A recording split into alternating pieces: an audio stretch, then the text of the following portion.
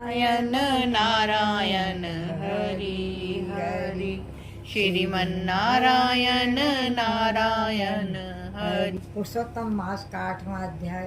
पुरुषोत्तम मास की जय हो।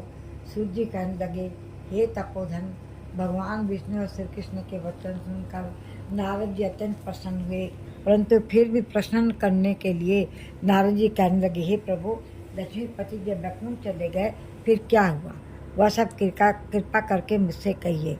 हरि का वृत्तांत सबके लिए हितकारक है। ऐसे प्रश्न से प्रसन्न होकर श्री नारायण जगत को आनंद देने वाले वचन वाले श्री नारायण कहने लगे, हे नारद, जब लक्ष्मीपति वैकुंठ चले गए तो अधिक मास को अपने धाम में अपने पास बुलाया। वह वैकुंठ में बसकर अधिक मास अत्यंत आनंद करने लगा और भगवान के साथ क्रीड़ा करने लगा। श्री कृष्ण ने मन से प्रसन्न होकर मलमास को 12 मासों में श्रेष्ठ कर दिया और सबका प्रिय बना दिया।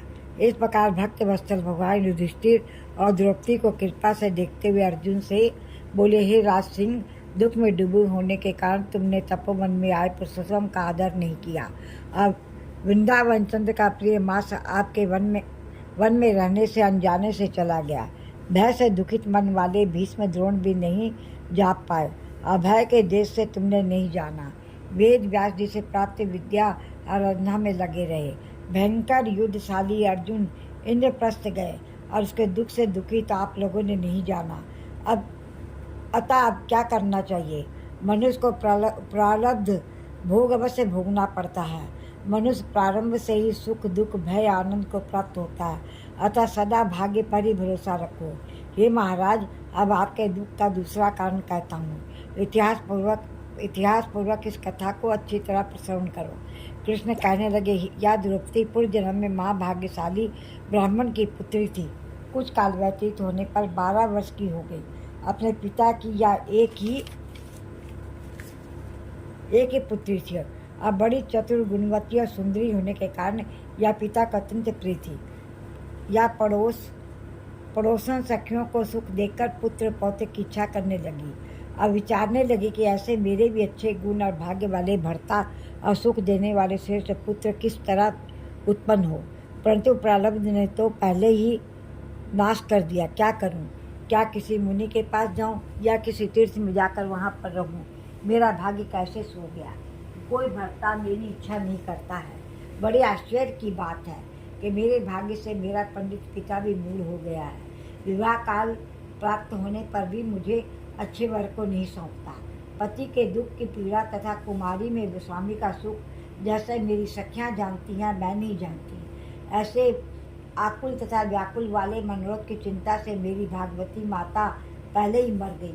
शोक और मोह की तरंगों से पीड़ित कन्या का पिता या मेधावी ऋषिराज भी पृथ्वी में विचरने लगा, पर कन्यादान के निमित्त जोड़ी का वर ढूंढने पर नहीं मिलने से अपने मनोरथ में निराश हो गया। पुत्री क्या, उसके अपने दुर्भाग्य से उसको दारुण तीव्र ज्वर हो गया। तब वह ऋषिराज सब शरीर में अतिशूल होने के कारण व्याकुल हो गया और श्वास पर श्वास से युक्त होकर लौटता गिरता घर आकर पृथ्वी पर गिर पड़ा, जैसे मदिरा पान करने से मूर्छा को प्राप्त हो जाता है। अपनी पुत्री का स्मरण किया। जब तक पुत्री भय से व्याकुल होकर अपने पिता के पास आई, तब तक वह मरने के सदृश हो गया। दैव योग से अकस्मात कांपता हुआ और कन्यादान के प्रसंग से उठे मोह उत्सव से रहित